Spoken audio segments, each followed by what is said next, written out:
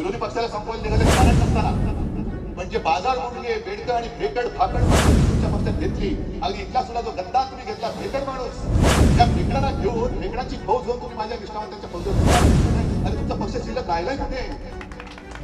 आज देखील आम्ही हिंदुत्व सोडलेलं नाही, सोडू शकत नाही. भगवा झेंडा आमचा कायम आहे. पण या भगव्या झेंड्यामध्ये छेद मारण्याचं काम भाजपा करतोय. मोदी साहेब, हे सगळी तुमची जी काय पिलावळ आहे ना, यांनी जर का आजपर्यंत देशाचं काम केलं असतं तर तुम्हाला ही पक्ष फोडाफोडीची वेळच आली नसती. लोकांनी पुन्हा तुम्हाला डोक्यावर घेऊन निवडून दिलं असतं. सगळे ED, income tax, CBI, police जरा देशामध्ये फिरा ना. आम्ही जसे फिरतो तसे फिरा. उद्धव ठाकरे काय कोकणवासी काय म्हणतायत? हे इथे विनायकजी तुम्ही सांगितलं, मी या काय काय गोष्टी मी आता लक्षात पण ठेवलेल्या नाही. कोकणासाठी मी काय केलं? मेडिकल कॉलेज परमिशन दिली ना की नाही दिली? त्याच्याही आधी मी एका मेडिकल कॉलेजला परमिशन दिली होती.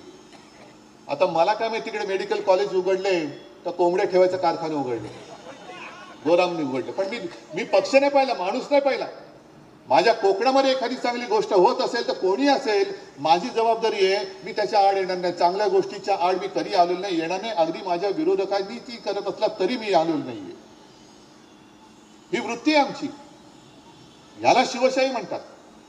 पण हे सरकारचं मेडिकल कॉलेज होऊ नये म्हणून कोण तिकडे जाऊन बसलं होतं, झारीतले शुक्राचार्य कोण होतं, याचं नाव मला घ्यायला लावू नका. मला थेट त्या मग आरोग्यमंत्र्यांशी बोलावं लागलं, मनसुख मांडविया, कारण ते माझ्या परिचयाचे आहेत.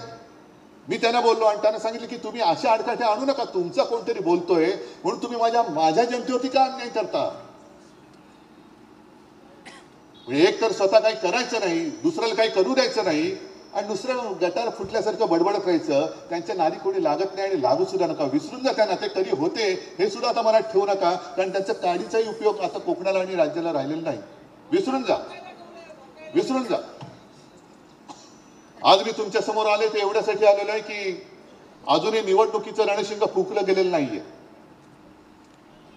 निवडणुकीचा नारळ जेव्हा फुटेल, प्रचाराचा नारळ फुटेल, तेव्हा या मतदारसंघामध्ये मी येणारच आहे, परत येईनच.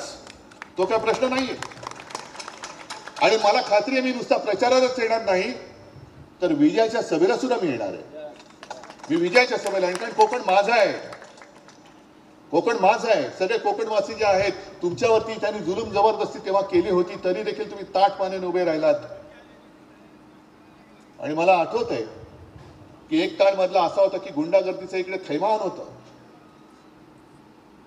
आपले गोवेकर काय, आणखीन सगळी ही नावं, वैभव बसलं त्याच्या काकांचं, त्याच्यानंतर सत्यविजय श्रीधर नाईक, सत्यविजय भिसे, ही सगळी नावं, ही कशी कोण होती, काय होती, यांचा अजूनही पत्ता लागलेला नाही. पण तेव्हा जर का तुम्ही कीड चिरडली नसती तर ही परंपरा, ही यांची घराणेशाही, गद्दारांची घराणेशाही ही आज पण चालू राहिली असती.